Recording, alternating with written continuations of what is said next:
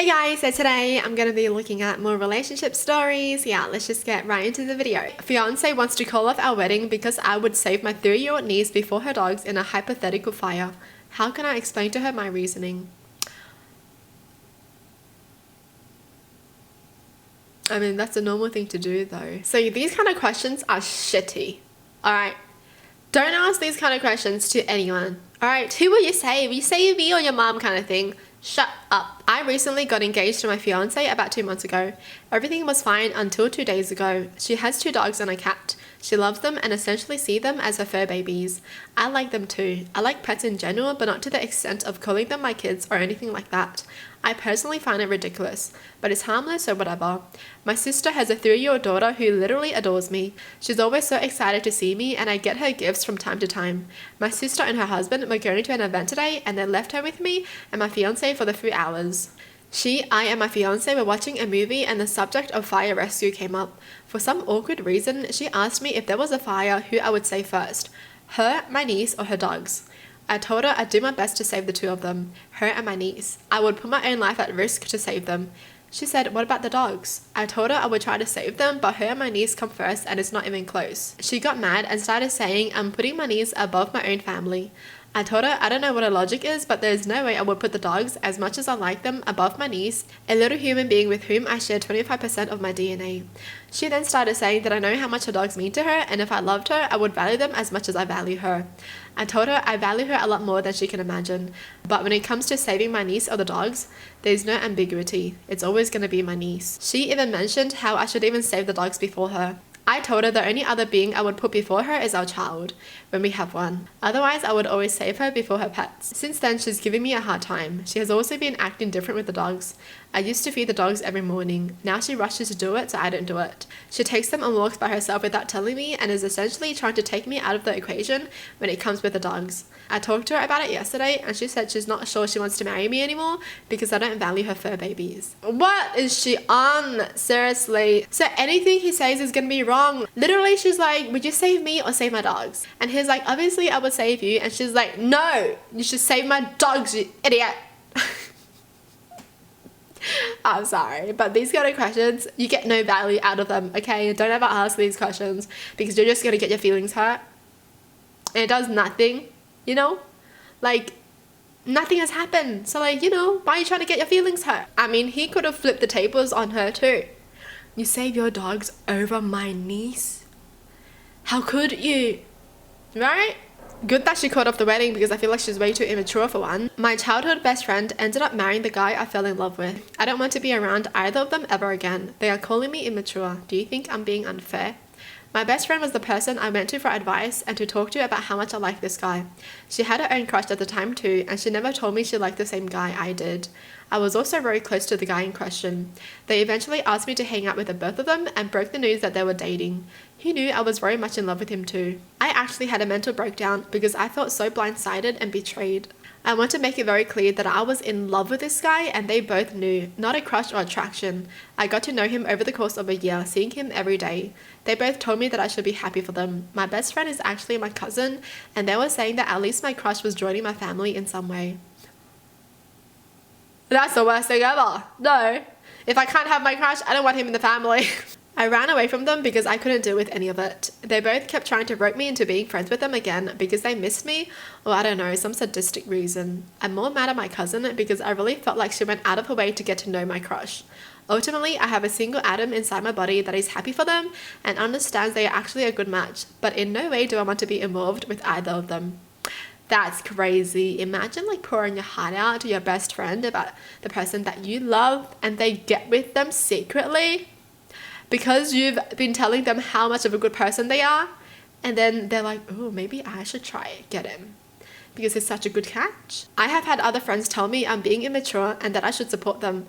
I told my cousin, you can have him, but you can't have both of us because I feel like it goes against my self-respect and my self-love to still be friends with her. My life has been pretty shit, and when I met him, he was one of the few people that was actually nice to me, and I felt like knowing him was a pit stop where I recharged my love battery and was able to keep going, and I treasured him for it deeply. I did not have any love at home in my family life. I was being bullied a lot at school.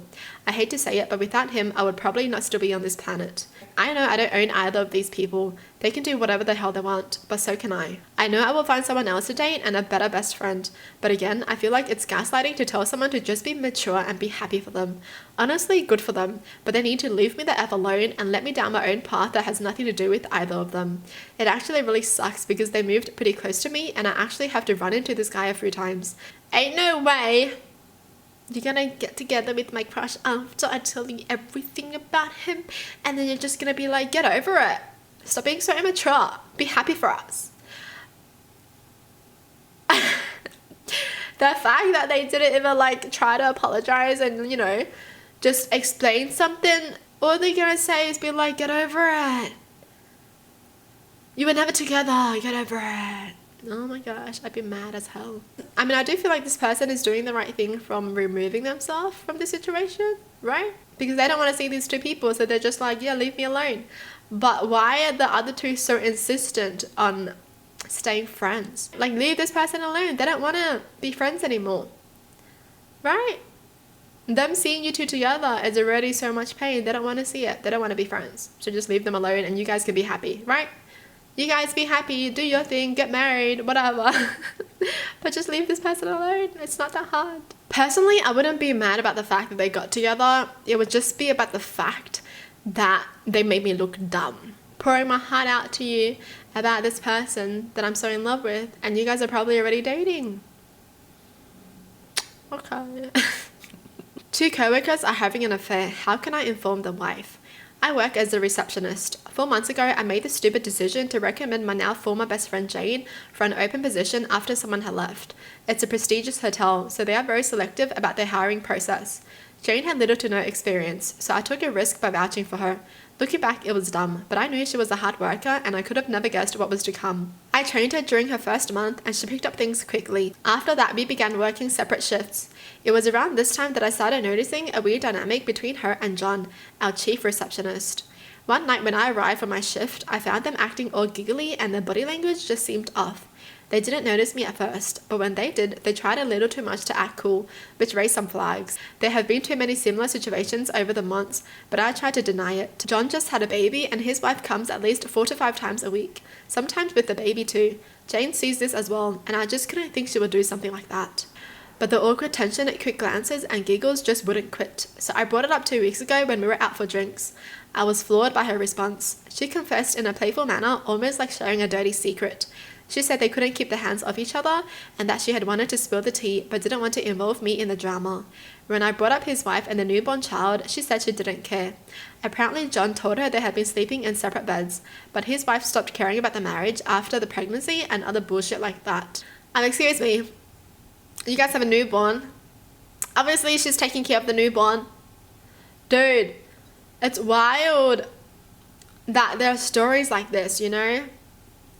Oh, my wife just had a kid. She doesn't love me anymore. She doesn't want to sleep with me anymore. She's tired. She's taking care of the kid. Maybe if you took care of the kid, you guys will be happier too. I was disgusted and we had a major fight. She stormed off and cut all contact with me. Since then, going to work has been hell. John is in charge of our shifts and ever since our fight, he's been giving me the worst shifts and making sure we're not scheduled together. I've considered telling the wife since day one, but I don't have any proof. Same with our manager and HR. I texted Jane saying, tell your boyfriend to stop giving me the worst shifts, hoping for a response that could serve as evidence, but she didn't reply. 1 week ago, someone got sick and I had to work with the 2 evil Fs. Close to our lunch break, John's wife came in to bring him lunch. She looked tired as hell too, and my heart broke for her. Then I noticed something on John's wrist. He had Jane's scrunchie on his wrist. He also has long hair, but I know for a fact it's hers. He held and kissed the baby with the effing scrunchie on his wrist. I legitimately thought I was gonna throw up. I was crying and couldn't breathe. I come from a divorced family because of my father's infidelity, so this hits too close to home. I am losing sleep. Please tell me, what should I do in this situation? Should I send the wife an anonymous message? I only have her Instagram. I feel like I'm losing my mind. The fact that this is like a workplace bullying, right? Giving them the worst shifts just because they have personal issues. Oh, you know what? After that, I'd be telling the wife everything. I'd be taking pictures. I'd be taking videos. I'd do everything. I'd be the wife's private investigator, you know? Yeah, you want to make my day bad? I'm going to ruin your life. Well, that's it for the video. Hope you guys enjoyed. Tell me in the comments down below what your thoughts are. And as always, thanks for watching. Hope you guys liked it. And I'll see you guys next time. Bye!